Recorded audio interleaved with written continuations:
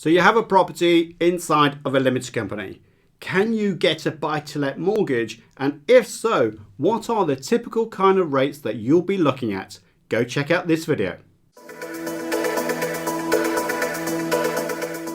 Hi, I've got Simon from Funded yet again on our normal chat of updates for buy-to-let finance.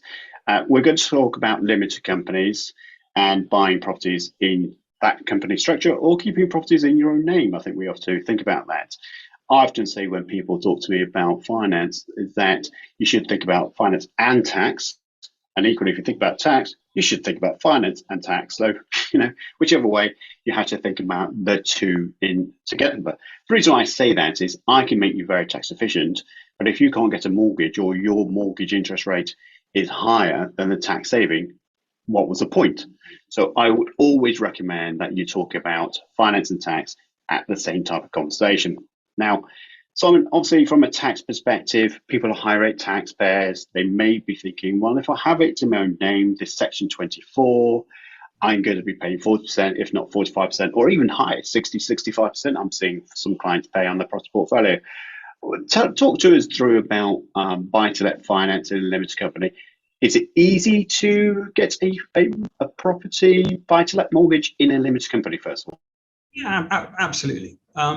So the keenest interest rates come for what's known as an SPV, special purpose vehicle, where you're buying and holding buy-to-lets in that limited company and doing nothing else. If you've also got a trading business working from that limited company, it does knock out some of the keenest interest rates, but it still can be done. But as I'm sure as part of your tax strategy with clients, potentially separating out those two different business activities can be a wise thing to do in case either one of them has challenges. It then doesn't affect your buy and hold strategy and your business, and or if you want to sell that separate business, but you can put them in together. Typically rates are a little bit higher than if you were holding them in a personal name on a single let property. For sure, but if you're doing HMOs or you're doing blocks of flats, then the rates are broadly similar, whether you held them in your personal name or the limited company. In terms of underwriting, why, just Simon, just before you go on to that at a further point, but because that's really an interesting point, isn't it? That a single let buy-to-let property is higher interest in a limited company, but a HMO block of flats aren't. So why would that be the case where the interest rate is the same, whether it's in your own name or a limited company? Right, okay, yeah, maybe I should explain that one slightly more. So in the personal name mortgage arena, some of the big players, TMW and BM Solutions, they only like single let properties, and that's their kind of bread and butter, if you like. The challenger banks that operate limited company mortgages are slightly higher in terms of the mortgage interest rate by default, and they make no penalty or very little difference between a single let property, an HMO, and a block of flats. So that's why there's not much difference in the rate. Whereas if it's a single let in your own name and it goes to BM or TMW, those guys are at a keener end of the rate spectrum. So your strategy can also affect whether you put properties into the limited company or into your personal name, as well as your tax banding, which I think, yeah, it really does emphasize that if you're going to have a meeting with your accountant, quite often it's useful for me to be in on that meeting to help with I think that's ideal, because I think that's the big thing, isn't it? Is that people do have a separate conversation with their accountant and mortgage broker, and it's always tricky to get the meetings at the same time because we're all busy.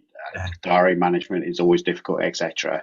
But I do think it's essential to at least have conversations separately, ideally together, albeit there's time restrictions.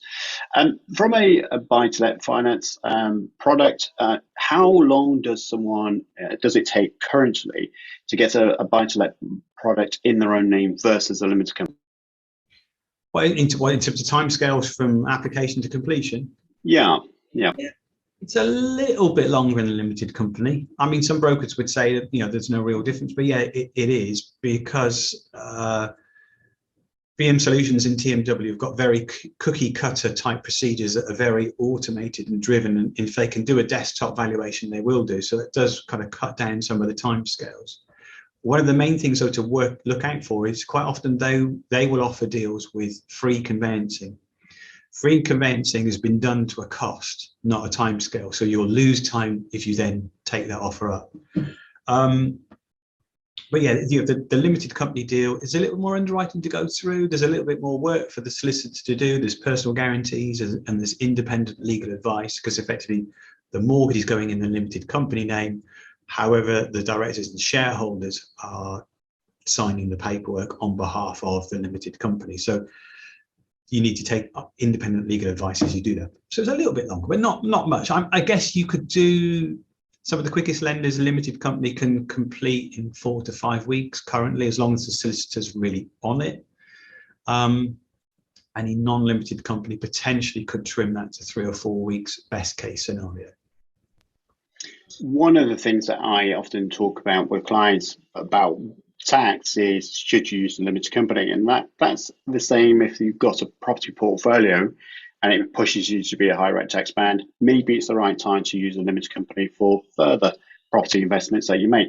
Someone that is a high rate tax employee, for instance, that has no properties, and I tell them, well, actually, from a tax perspective, it's better to use a limited company.